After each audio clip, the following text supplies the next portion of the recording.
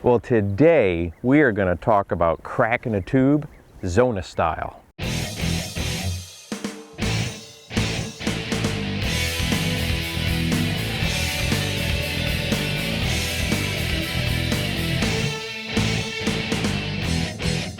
Hi there, welcome to the Bass Fishing Life. I'm your host, Steve Rogers. Make sure before the video gets going, you hit that subscribe button and punch the notification bell. And also head on over to our blog site, thebassfishinglife.com.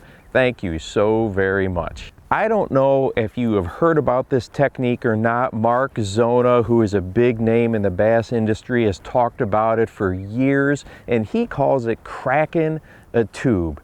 And it works in cold water in the spring, summer, fall, and it uses one of my all-time favorite baits, a regular tube. And I was like, you know what? I don't know if everybody has heard about this, so we're gonna go ahead and talk about it today. And I think it's something that you can add to your arsenal. So I'm going to go over the rigging and the basics and how to present it, and hopefully you can apply it to your little toolbox of tricks. So let's get started.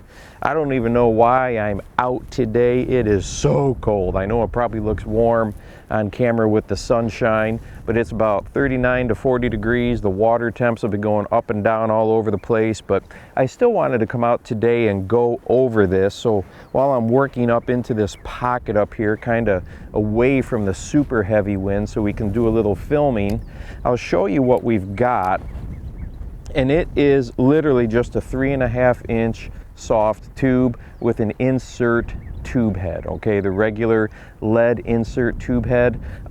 Normally I like to use a 1/4 ounce for most of my fishing, no matter what it is, but because of the heavier wind today, I did go up to a 3/8 of an ounce, but that's it. It's just this insert tube head, and I'm fishing it on a 7-foot medium action rod. I do also like medium heavy, I should say a medium power rated rod. We've talked about that in other videos. And I do like a medium heavy power rating as well, and it's got a soft tip to it.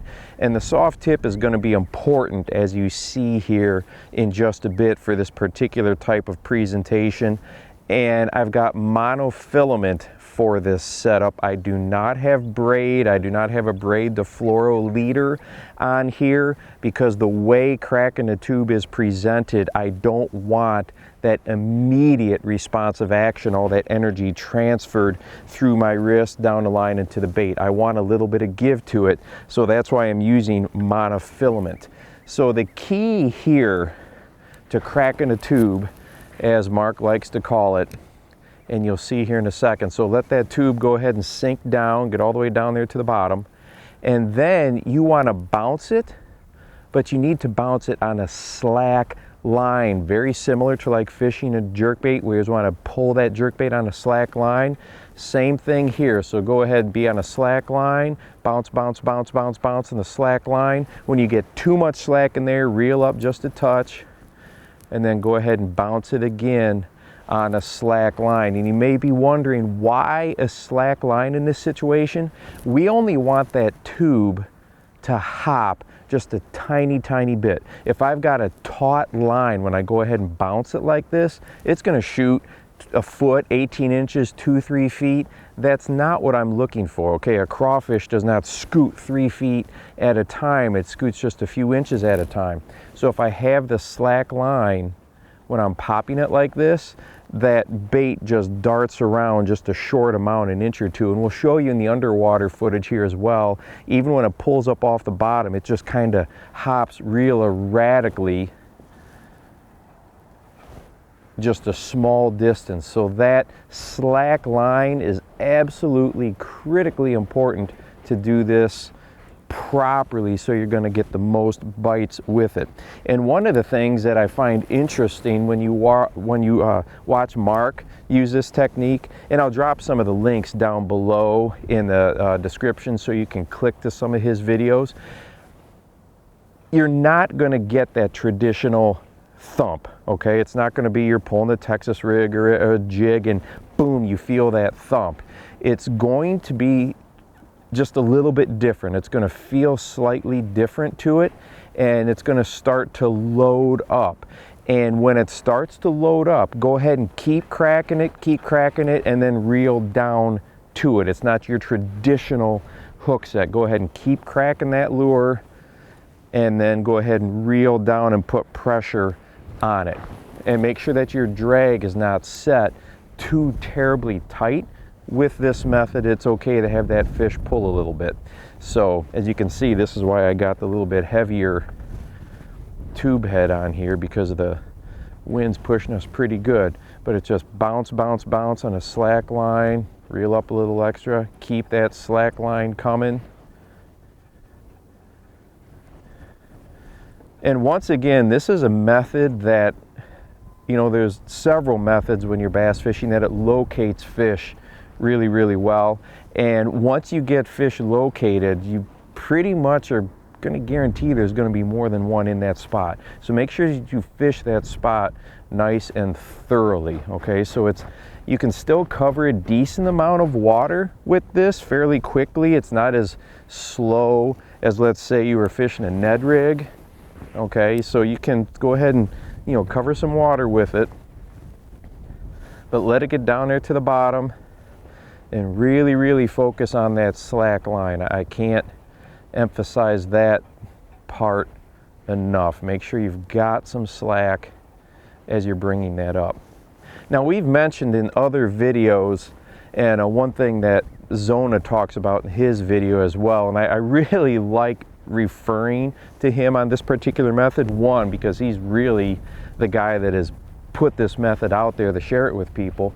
But he also talks about something we talk about here on the channel a lot, and that is finding other life, particularly bluegills. Okay, now we're both from the Midwest, and obviously bluegills are a big forage base in the Midwest, but where you see all of that life in the bluegills, and when we were out last week, I had run across a little pocket that just had bluegills all over the place, and I'll probably go up there here in a little bit. You know, if they are there, there's other forms of life as there as well, and in a lot of Midwestern lakes, they are the primary forage base. So where you see those bluegills, there's probably going to be bass right there with them. So if you see them up in the shoreline kicking out from under bushes, you know, that's a good thing. There's going to be bass in that area somewhere, and then go ahead, and this method will help to narrow down where they are at. And for as far as the color of the tube, I picked a watermelon with red flake for this afternoon. The red flake because we got some sunshine finally. It was all cloudy this morning, and that red flake will kind of reflect and dance in the sun. And I've got the watermelon obviously to kind of mimic some of the green of the sunfish, the bluegill, so that's why I've got that as well. But cracking a tube is something like we talked about. You can do this in the winter time, you can do this in the spring, in the summer, the fall. Tube baits are just an excellent lure to imitate a variety of prey species. Clearly they can imitate crawdads, but if you go with some of your whites, silvers, your grays, they're an excellent bait fish imitator. If you are on a lake or river system that has more of your alewives and threadfin shad, that type of stuff, it can do really well with it. But just keep working, working, working. Bounce that on a slack line. And this is really all there is to it. Well, that's pretty much cracking a tube Zona style. So I hope if this is something that you have heard about, that maybe you got a little tip out of there, especially the bouncing it on a slack line. And if this is a method that you've never heard about, hopefully it's something that you can go ahead and add to your arsenal of tricks. I think I'm going to take the rest of the afternoon and hit a couple places on the lake here and see if I can call up a few largies with this tube cracking technique. Hey, don't forget to go out and encourage someone today. You never know how you might just change their life forever. For the Bass Fishing Life, I'm your host, Steve Rogers.